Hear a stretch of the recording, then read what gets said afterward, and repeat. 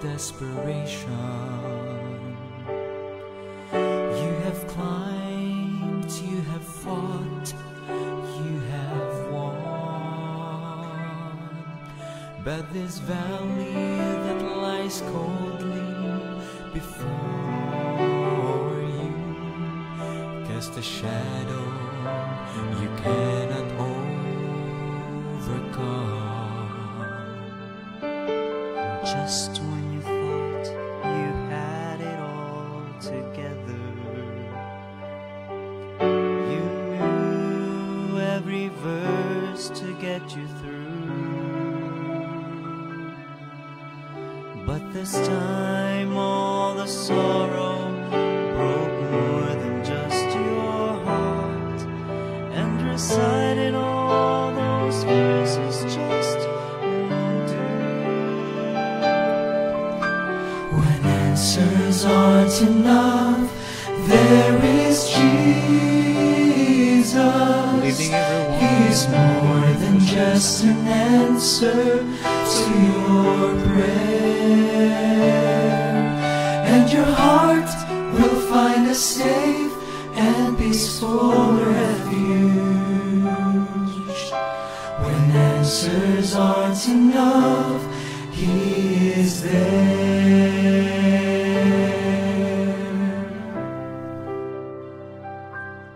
Huwag na magtanong kung bakit nga ba.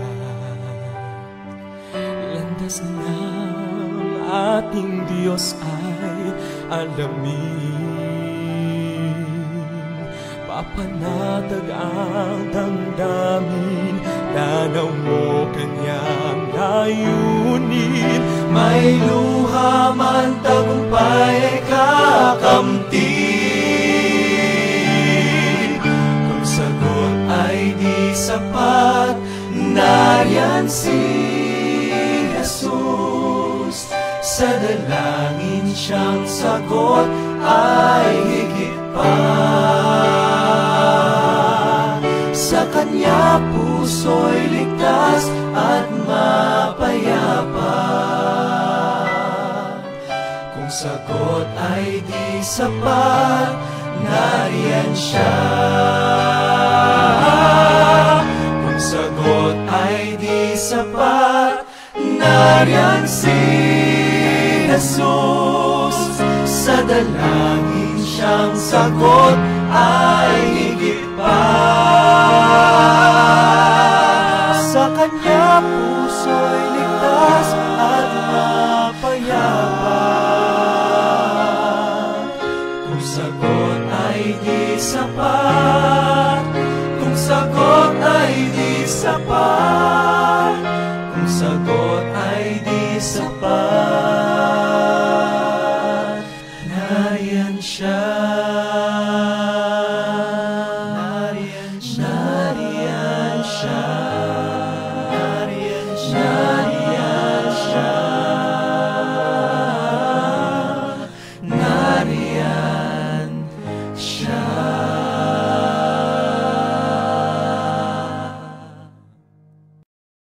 Good evening po sa ating lahat. We are waiting for our participant dito sa ating Kingdom Hub. So we will have a live Bible study ngayon. We're waiting for the participants to join in our Zoom. So dyan lamang po kayo, and tayo po ay makinig pa ng mga awitin.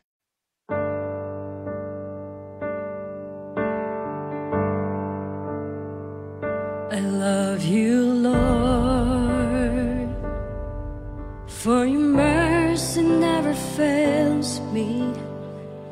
And all my days I've been held in your hands. From the moment that I wake up until I lay my head, oh, I will sing of the goodness of God. And all my life you have been faithful. life you have been so, so good. Every breath that I am able, I will sing all the goodness of God. I love your voice. You have led me through the fire, the darkest night. You're close like no other. Though it was a father, though it was a friend, and I have lived in the goodness of God. And all my life you have been faithful. And all my life you have been so, so good. With every breath that I am able, oh, I will sing of the goodness of God. And all my life you have been faithful. And all my life you have been so, so good.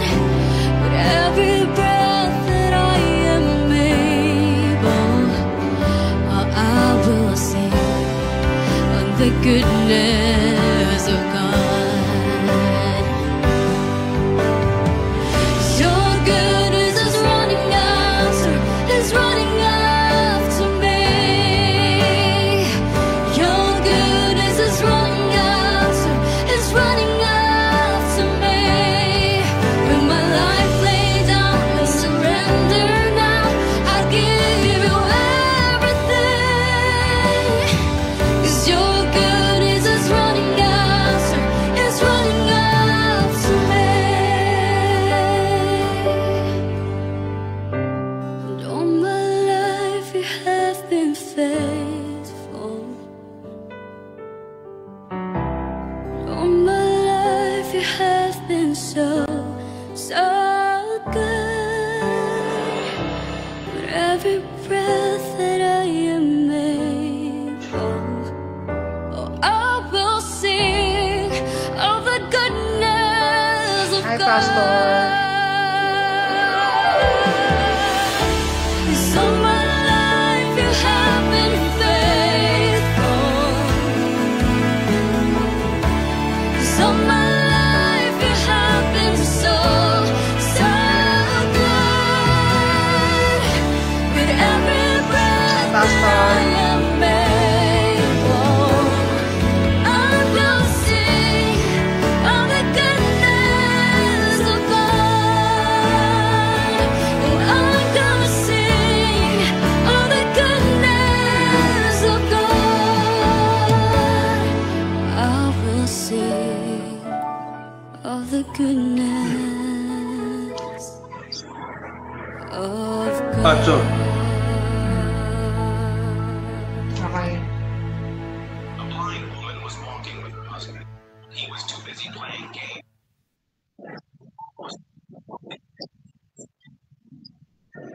The man from his phone, realizing his mistake, the husband held his wife tight and thanked the stranger. The blind woman was walking with her husband. He was too busy playing games with his phone. She almost stepped on the ledge when the stranger quickly stopped her. The man scolded her husband. Realizing his mistake, the husband held his wife tight and thanked the stranger. The blind woman was walking with her husband. He was too busy playing games on his phone. She almost Tayo po ay magsimula na. Good evening po sa ating lahat. Purihin po ang ating Panginoon that God allowed us to have this Bible study once again. Salamat po sa ating Panginoon. Pakabuti niya po sa atin. Sige po, tayo po ay umawit sa Panginoon. I prepared, see here. Mag-share lang po ako ng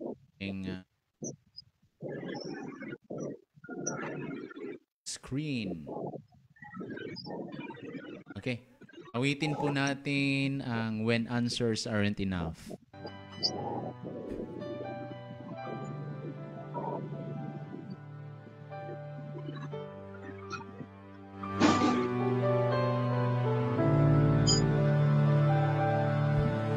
You have faced the mountains of desperation. Yes. You have climbed, you have fought, you have won.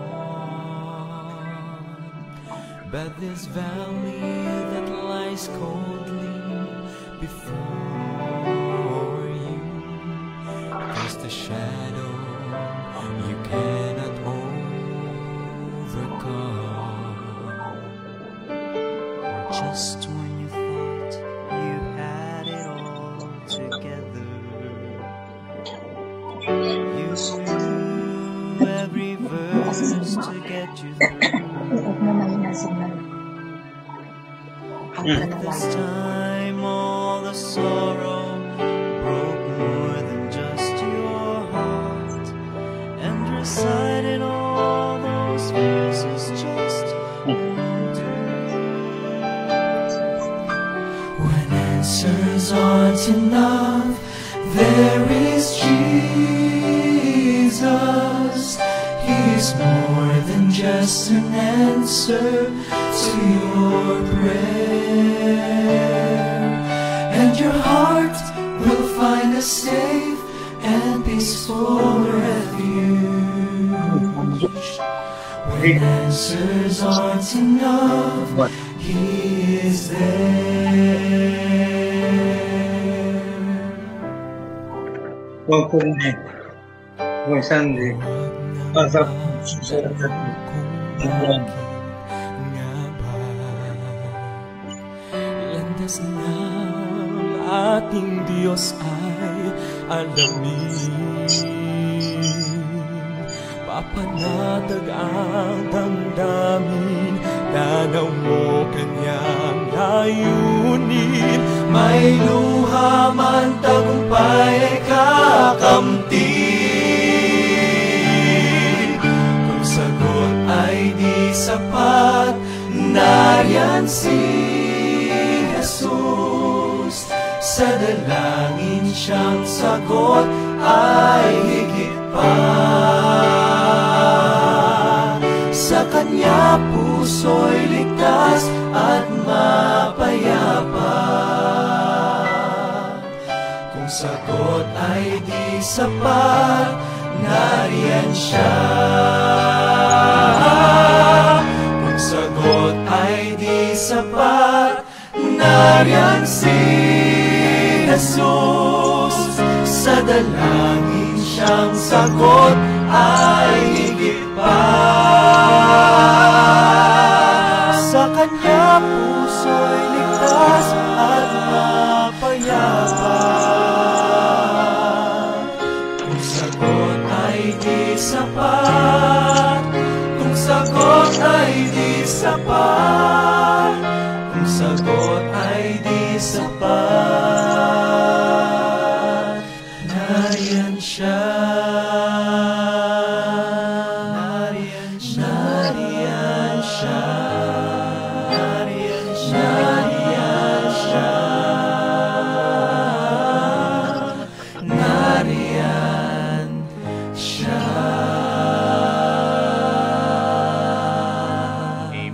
Napakaganda pong awitin na yun. When answers aren't enough, there is Jesus. Okay? So, yan, minsan, hindi talaga natin alam. We don't know the answer of our situation, of what we are experiencing in life. But Jesus is enough because He is the answer, right, of everything that we have experienced in this life. And okay po, let's go ahead and let's give glory, let's give thanks to God for all the blessings that He has given us this week. Kahit may bagyo, ay mabuti naman ang ating Panginoon. Sige po, ako po mauna, doon sa kabutihan ng ating Panginoon. God is so faithful to me and to my family po dito sa bahay in spite sa bagyo, maulan, napakabutit, napakatapat po ng ating Panginoon dito po sa amin. And I'm sure na ganun din dyan sa inyo, Sister Jenny and Brother Nary. I praise and thank God for His goodness and His faithfulness, His provision na binigay po niya sa akin at sa aking family. At we're here. Nandito po tayo ngayon. And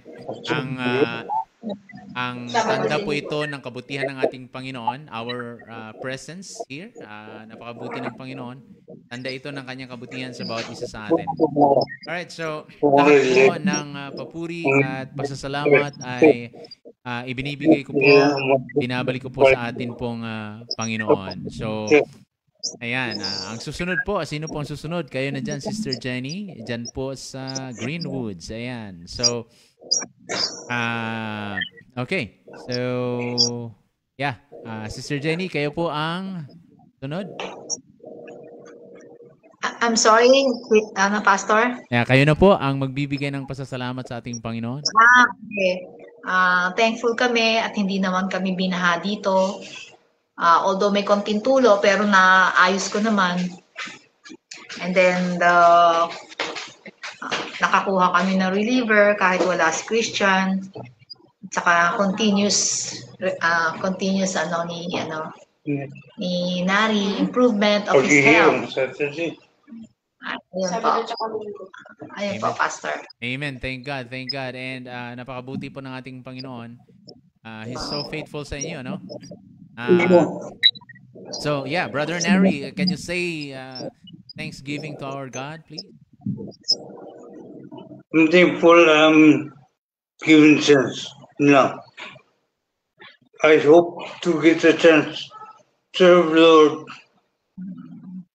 Also faith in my system. I hope I'm able to help. Amen. Amen. Your desire ay alam po ng Panginoon yan. Your desire, help, your desire to be well, alam po ng ating Panginoon. Worry, ibibigay ng Panginoon, He will grant it dahil alam niya ito.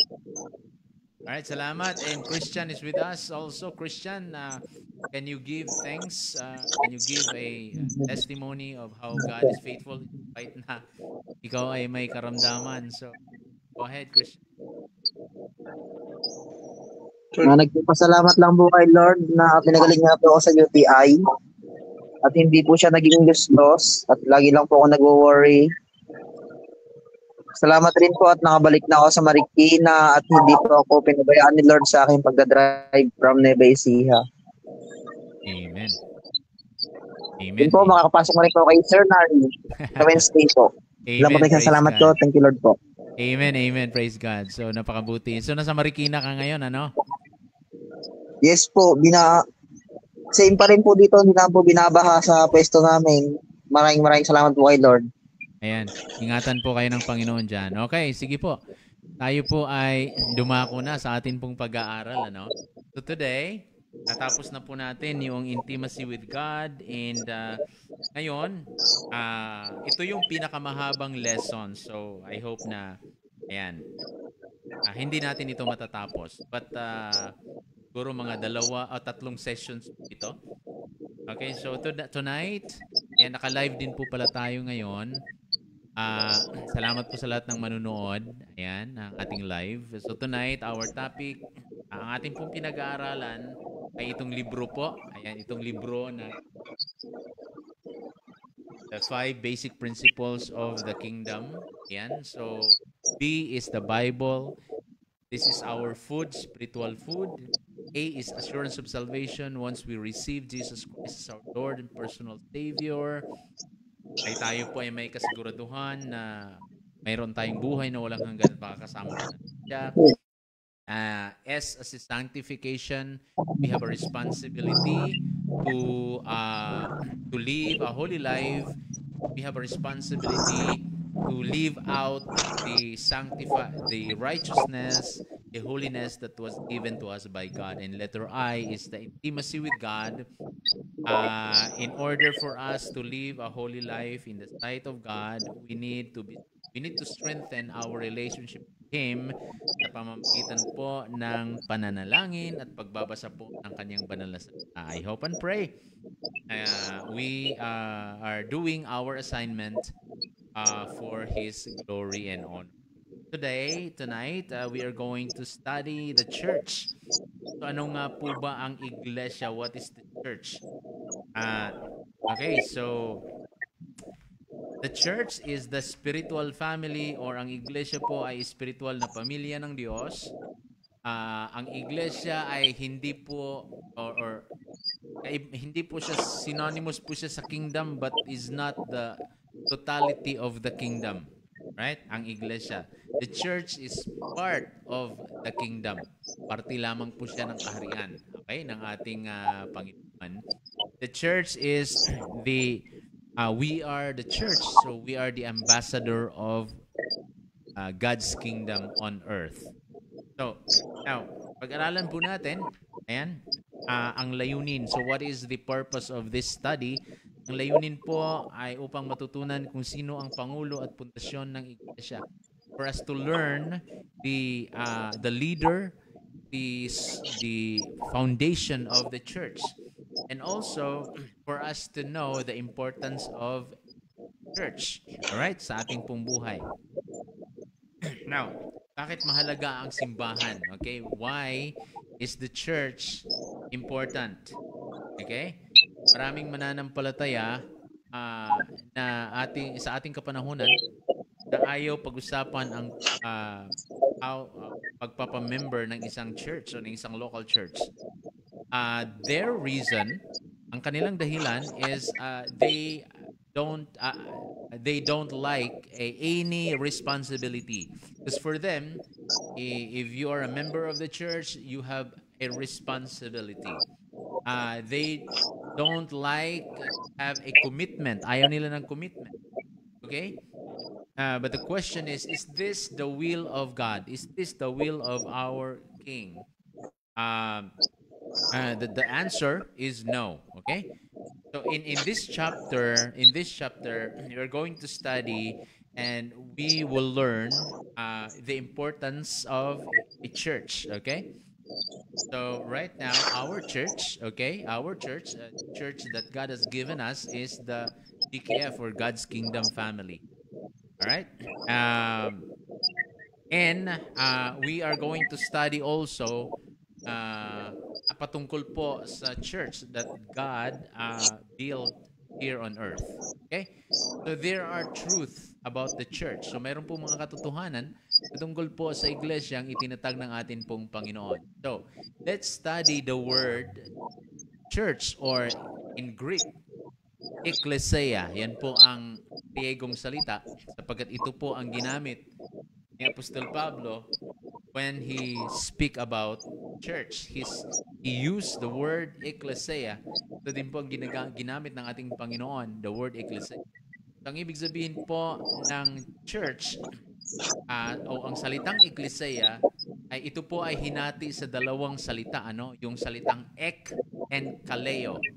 So yung salitang ek ay mula sa, and then yung kaleo is para tumawag. Ayan. Sa madaling salita, ang kabuuang ibig sabihin po ng ekklesia ay mga tinawag mula sa, o mga called out ones. Alright? Mga tinawag mula sa. Panahon ng Panginoong Hesus, ang sabi ko nga doon sa ating introduction, ang salitang iglesia or ekklesia ay hindi naman pang-relihiyong termino. Ginamit ng mga Romanong leader sa imperyo ng Roma ang salitang iglesia sa tuwing sila ay nagpapatawag ng mga pagpupulong, mahalagang pagpupulong. For example, kapag ang isang gobernador sa isang lugar ay nais magpatawag ng pagpupulong at ang lahat ng ay dumalo, ang kapulungang iyon, right, and that kapulungan ay tatawaging iglesia or ekklesia. Kapag sila ay tumugon sa panawagan ng gobernador, Ayon sa pag-aaral, ang bawat tumugon sa imbitasyon ng gobernador ay itinuring na espesyal. Kaya noong sabihin po ng Panginoong na matatagpuan po natin sa Mateo 16:18, sabi po niya dito, at sinabi ko naman sa iyo na ikaw ay Pedro, at sa ibabaw ng batong ito ay itatayo ko ang aking iglesia. At ang mga pintuan ng Hades o the gates of hell ay hindi magtatagumpay laban sa kanya. Salitang iglesia doon sa sinabi ni Jesus doon sa Matthew 16:18 ay isang grupo, isang kapulungan ng mga tao. Okay? A group of people na kanyang tatawagin o kanyang mga tinawag. At ang kapulungan ito ay bukod tanging kapulungan. Alright? Bukod tanging kapulungan. Ang sabi po ni Pablo in Colossians, Paul said 3:15, paghariin ninyo ang inyong puso, sa inyong puso ang kapayapaang kaloob ni Kristo. Sapagkat iyan ang dahilan kung bakit kayo tinawag na iisang katawan. Magpasalamat kayong lagi. So, sabi ni Paul po dito that the Colossian believer ay tinawag bilang isang katawan. So, yung ginamit ni Pablo, yung katawan po dito ay tumutukoy dun po sa kapulungan o sa mga iglesia. Right? Ang salitang katawan, again, tumutukoy sa iglesyang itinayo ng ating Panginoong Kristo. Sa mga tuwid, ang iglesia ay spiritual na katawan ng ating Panginoong Hesus. So, ang lahat ng mga mananampalataya na ating Panginoong Hesus ay sumampalataya sa ating Panginoong Hesus ay tinawag mula sa kadiliman. We are called from darkness to light, from being sinner to become saint, and mula from death to life. Yun po ang pagtawag ng ating Panginoon sa atin. So, ang iglesia ay maaaring tingnan sa dalawang aspeto. Okay, there are two aspects of the church. Number one, the church is universal. Okay, tandaan po natin yan. Unang aspect ng iglesia is universal. Ang pangalawa, ang local na iglesia. Ito ang mga mananampalatayang nagtitipon sa isang particular na lugar, kagaya ng ating ginagawa dyan sa inyong tahanan. So, nagtitipon tayo. Ang tawag sa atin po dyan is a local church. Ang lokal na iglesia ay kalipunan ng mga mananampalataya. Magkakasama sa isang lugar. Okay? Gathering in one place. At gumaganap ng mga gawaing naaayon sa ating Panginoong. So, kagaya ng ano ba yung ginagawa ng local church, kagaya ng sama-samang pagsamba. We are worshiping God together through our song, through worship songs. Sama-samang pananalangin, we are praying. Pastor is sama-samang pakikinig ng salita ng ating Panginoon. I am preaching the word, I am teaching the word. Sama-samang pag-awit. Okay, we are singing before we bago tayo nagpupusid sa ating preaching or turo. Sama-sama din po tayong magbibigay. Later on, we will give, alright? We will give our tithes and offering to the Lord. So, ang iglesia ay kalipunan o grupo ng mga taong niligtas ng Panginoon. The church is a group of people that God saves. Right? So, ito ay hindi isang gusaling pinagtitipunan tuwing linggo. So, the church is not a building. Ang gusali ay isang lugar lamang, alright? Kung saan tayo ay nagkikita-kita upang magsama-sama para sa kaluwalhatian ni Jesus. Building or the house. Okay, well, in fact, noong panahon po ng Panginoong Hesus, panahon ng Apostol Pablo, wala pong building para doon magtipon-tipon ang mga mananampalataya. There's no building. Hindi kagaya sa atin ngayon. TF, Victory, Bread of Life. Ayan. So, merong pinagtitipunan ng mga building. Pagmamayari ng church. Pero sa panahon ni Jesus, wala po silang building. Ang pinagtitipunan po nila ay yung temple court at saka mga bahay-bahay. At yun ang ginagawa po natin ngayon. Bumabalik tayo doon sa original na disenyo ng ating Panginoon. So we are gathering in the house. So sabi ni Pablo sa 1 Corinthians 16, or 1 Corinthians 6, 19 to 20, hindi ba ninyo alam na ang inyong katawan ay templo ng Espiritu Santo na nasa inyo at pinagkaloob ng Diyos sa inyo? Hindi ninyo pag-aari ang inyong katawan sapagkat binili na kayo sa isang halaga. Kaya't gamitin ninyo ang inyong katawan upang maparangalan ang Diyos. So, here, you can see, sinabi ni Pablo that our body is the temple of the Holy Spirit. Tinawag ni Apostol Pablo ang bawat Kristiyano, ang ibig sabihin ng lahat ng tinubos ng Panginoong Yesus ay pinanahanan ng banal na Espiritu at tayo po ay ginawang templo. Hindi na po required sa panahon ni Jesus, hindi na talaga sila sumasamba doon sa templo. At later on nagkaroon po mga simbahan, mga buildings. So, ang mga Hudyo ay naniniwala na ang presensya ni Yahweh ay nasa kabanal-banalang parte ng templo. Ngunit sa pagdating ng banal na Espiritu, ang salitang templo ay tumutukoy na ngayon sa isang taong nagtamo ng kaligtasan. Sapagkat ang lahat ng daya, Panginoong Hesus ay pinanahanan na ng banal na Espiritu. Right? Ephesians 1:22, it says, pinailalim ng Diyos kay Kristo ang lahat ng bagay at ginawa siyang pangulo ng lahat para sa ikabubuti ng iglesia na siyang katawan ni Kristo. So ang iglesia ay kabuuan ni Kristo na siyang bumubuo sa lahat. So yung church is the body of Jesus Christ at ito po ang fullness of Jesus. Okay? So yun po ang unang katotohanan sa church. Okay? That the church is not a building. All right? The church, we are the church. People, the called out ones, the saved one, the one that Christ saved. So the second truth about the church is ang iglesia ay tinatag mismo ng Panginoon. The church was founded by Jesus Christ. Right? Itinatag ni Kristo mismo ang kanyang iglesia. Di po tao po ang nagtatag ng iglesia. Okay, sabi po ng Matthew 16:18, binasa natin kanina, sabi niya, upon this rock I will build my church. Sabi niya, I. And here, in Matthew 16:18, Jesus Christ is saying that He is the one who started, who founded the church. His church. I will build my. Yan po ang sinabi niya, no? I will build my church. So, ang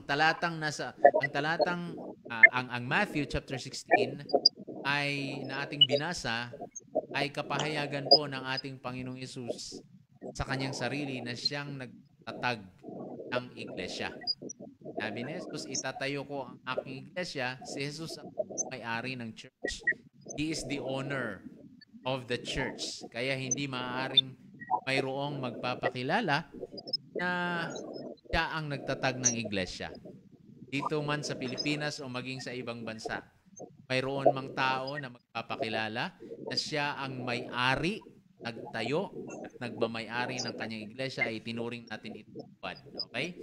Hindi po totoo. Ayan. So, sa Pedro, ikalawang Pedro 2, kapitulo 1 hanggang 3, babasahin ko po ito sa inyo at sundan niyo po ako dyan sa inyong mga libro. Noong una, may mga huwad na propetang lumitaw sa Israel. Gayon din naman, may darating sa gitna ninyo na mga huwad na guro. Ihim silang magtuturo ng mga maling aral na ang dulot ay kapahamakan. Pati ang Panginoong tumubos sa kanila ay kanilang itatakwil. Kaya't di magtatagal at sila'y mapapahamak. Marami silang mahihikayat na susunod sa kanilang kakalayan. At dahil dito pati ang daan ng katotohanan ay malalapastangan.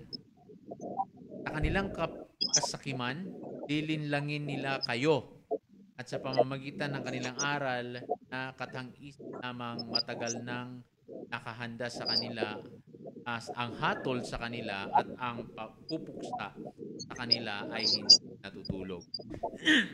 So, ito po ay propesiya ni Apostol Pedro. Sa kapanahonan po natin, marami pong nalilitaw na magtuturo ng mga ibang katuruan. Okay? So, alam naman po natin, dito sa Pilipinas lamang po, napakarami pong kulto. Marami pong mga nagtuturo ng it seems, right? Parang ang kanilang itinuturo ay nasa salita ng ating Panginoon. But their teachings are twisted. Okay? Mga binabaling mga pagtuturo. Mga binabali nila po yung katotohanan para po ipasok yung kanilang mga pansariling mga pagnanasa. Alright? Alright? So, in 1 Corinthians 3:11, sabi po ni Pablo, sapagkat wala nang ibang pundasyong maaaring ilagay maliban sa nailagay na. Walang iba kundi Yesu Cristo. So, tinuturo ni Pablo dito that Jesus Christ, He is the foundation of the church.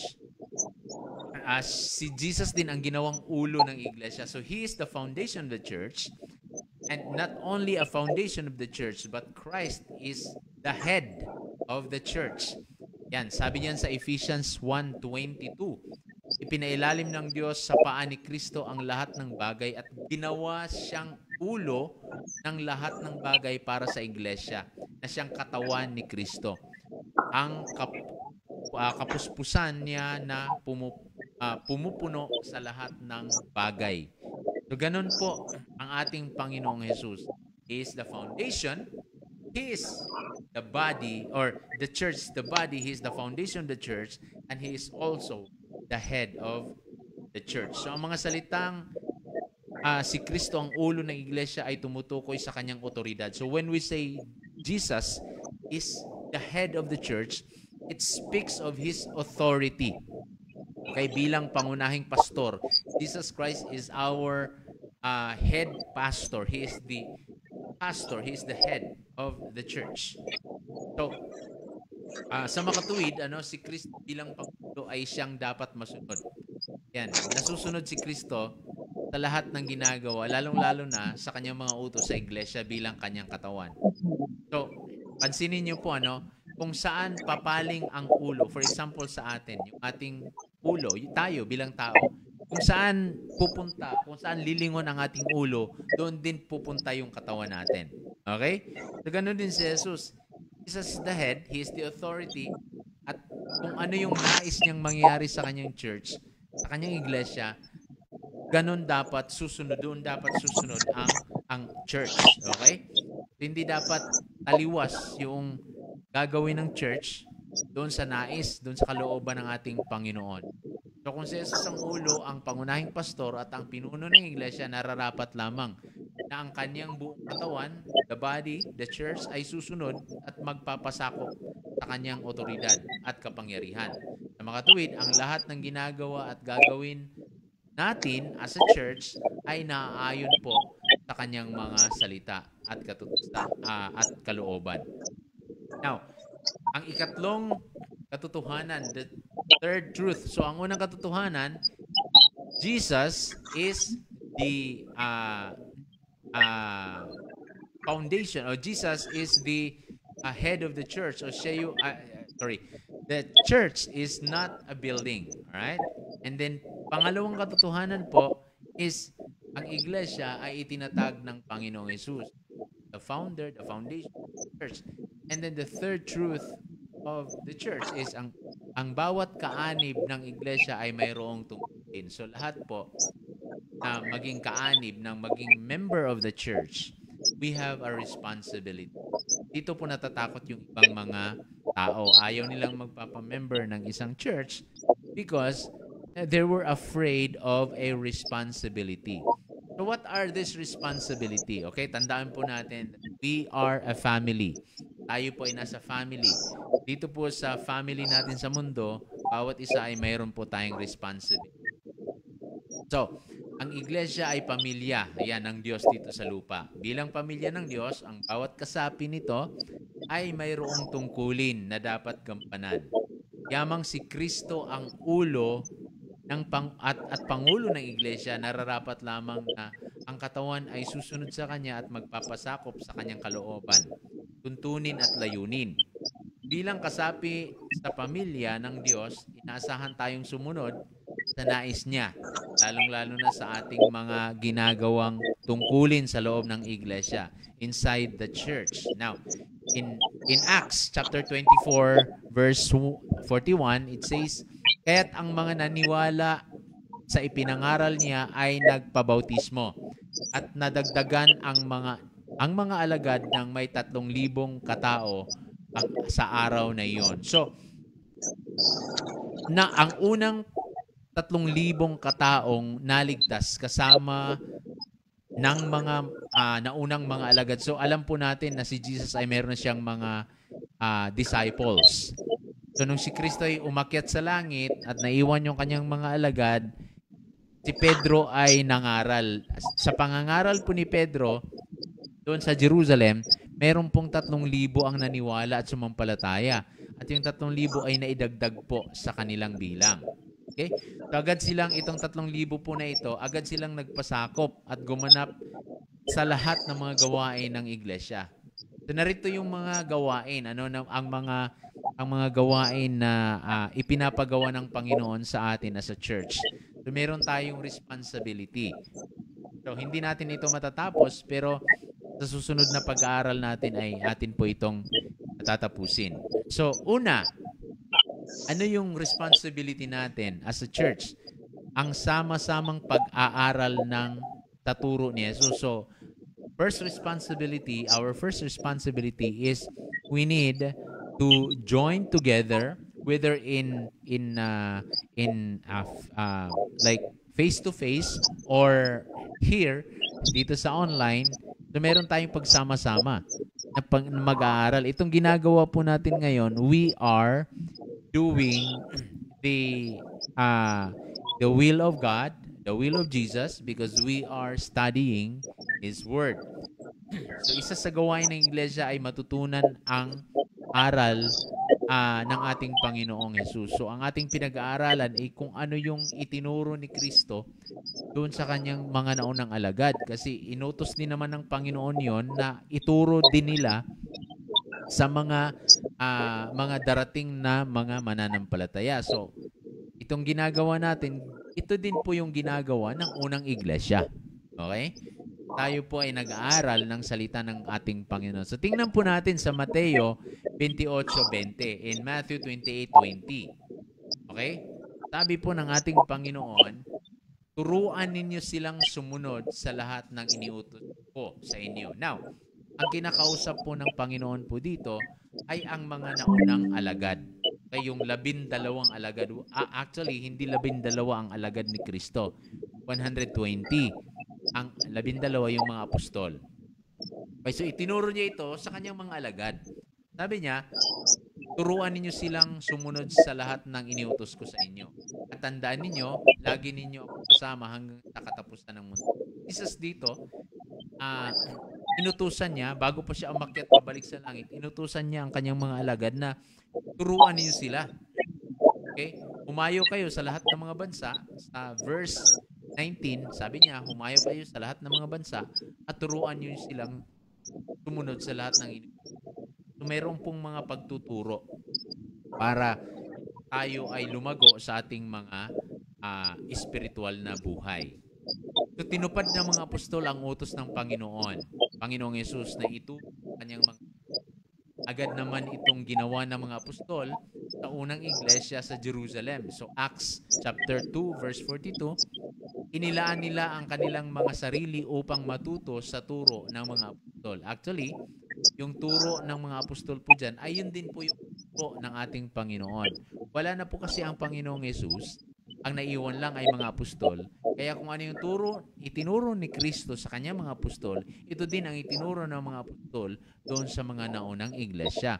Kaya po ang turo ng Panginoong Yesus ay nakarating sa atin, sa ating kapanahunan, at ito po ang itinuturo ginagawa natin sapagkat ito ay ating kaya nga po ang Kristyanismo nakarating sa Pilipinas, ang born again Christian, ang evangelical ay nakarating sa Pilipinas dahil po mayroong mga tao na nakarinig ng ebanghelyo.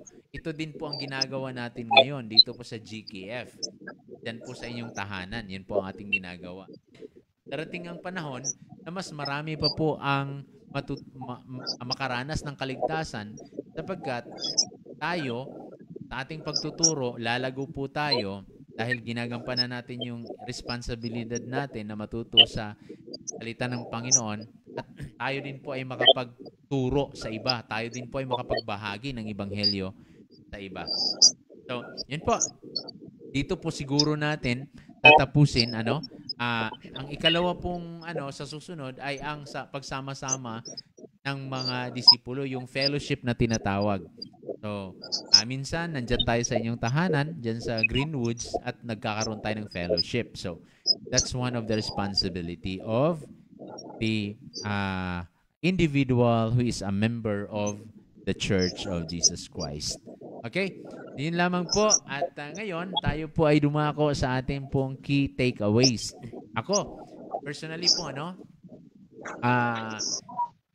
nung ginagawa ko po itong aklat na ito, I'm truly blessed dahil nakita ko na kung ano yung ginagawa ng unang iglesia doon sa Jerusalem 2,000 years ago, ganun din ang ipinapagawa ng Panginoon sa atin. So, what we are doing is this is the will of Jesus Christ. Ito yung kanyang unang ginawa. Kasi sa panahon po natin ngayon, nakakalungkot pong isipin na marami pong mga simbahan ang hindi na gumagawa at gumaganap sa ipinapagawa ng ating Panginoon. Dahil sila po ay nagkakaroon na sila ng religion mentality. So what is religion mentality? A religion mentality is ganito po. Gagawa kami ng mga gawain sa simbahan to satisfy ours. Para masatisfy namin ang aming mga sarili. Hindi to satisfy Jesus. Now, to satisfy Jesus is to go back to His original blueprint. Yung kung anong ginagawa ng mga churches noon, 2,000 years ago, at yung ipinapagawa ni Kristo, ganun din yung gagawin dapat. Hindi yung kung ano-ano lang ang maiisip, kung ano-ano lang ang gagawin para lang masatisfy yung mga tao doon sa loob ng organisasyon. Ayun po ang aking key takeaways kung isinusulat ko po ang aklat na ito. Ayan, unahin po natin si Sister Jenny. Sis, ano po ang iyong key takeaways dito sa ating topic sa gabi pong ito? Bali, ang iglesia ay composed ng mga tao at hindi gusali. At ang tag ay si Jesus. Ayan. Amen. Okay, what about Brother Neri? Brother Neri, what's your key takeaways?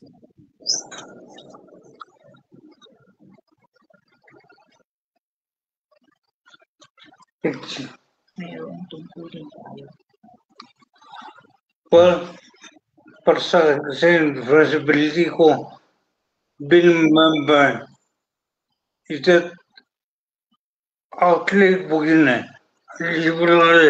whatever I plan to do, I still have it. If you don't help, I plan to help. You don't have responsibility. Yes. To bring over the Christians, not to share the belief. Amen. It has changed. Amen. Amen. All right. Thank you, Brother Neri. Yes, salamat dahil nag-grasp po natin yung responsibility here, what we have learned, what we have accepted from the Lord Jesus Christ. Jesus Christ gave us the opportunity na makilala natin siya, and we accepted Him, we accepted the gospel, we put our trust, our faith, and we repented of our sins. So yun pong naging dahilan nung nagsisi tayo sa ating mga kasalanan, binilang tayo ng Panginoon sa kanyang iglesia. And as a member of the Church of Jesus Christ, we have the responsibility, and that responsibility is number one, to preach the gospel to all the people na hindi pa nakakilala sa ating Panginoon. Alright, so maraming salamat.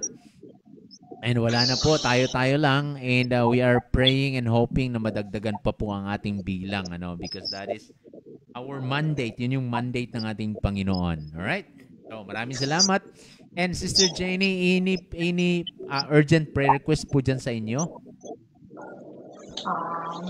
Sana si Christian ay tuluyan ng gumaling, hindi yung pabalik-balik kung ano man dinaramdam niya.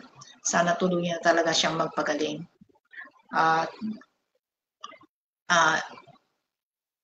Yun pa rin yung dasal namin kasi sa kasalukuyan si Nari ay pinapractice na ng PT to walk on without a cane. Oh. So sana tuloy-tuloy. Yan, sige. Na improve, rapid improvement. Sige yan. Ipag-pray natin yan. There's no impossible sa ating Panginoon. Samahan natin ng pananampalataya. Samahan po natin ng talagang lakas ng loob, okay? Because yung lakas ng loob din naman, manggagaling din naman sa ating Panginoon. Need of faith, Brother Neri, I am positive ako, naniniwala ako na magagawa niyo po yan, alright? Magagawa niyo po at hindi po magtatagal, kayo po ay makakalakad na by your own, without the cane. So, ipag-pray po natin yan. Alright? So, let us pray. Let me pray for you. Let us pray.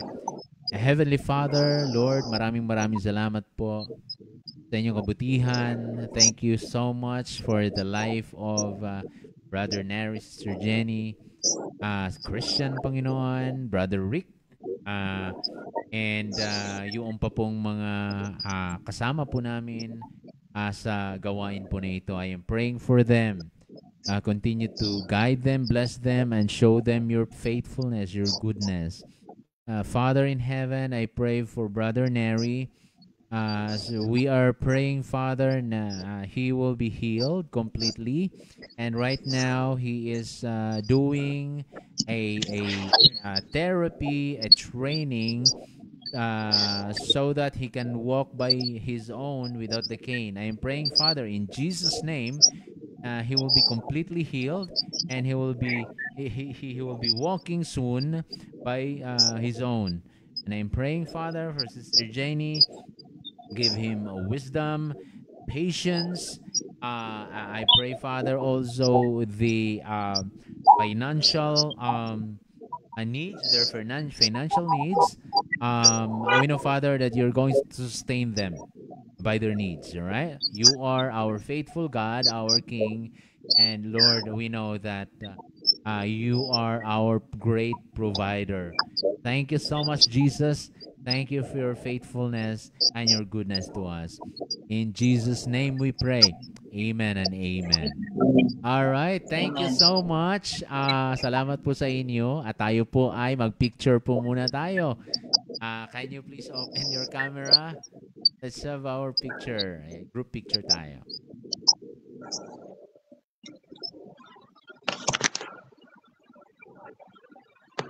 All right, there you go. Open na. Yay. Okay. 1, 2, 3. Okay, here we go. All right. Okay na po. Salamat, Okay. Brother Neri and Sister Jenny. God bless and see you on Saturday. Ingat kayo dyan, ha? Ingat kayo. Hi, Pastor. Okay po. Good night po. Bye-bye, Brother Neri. Bye.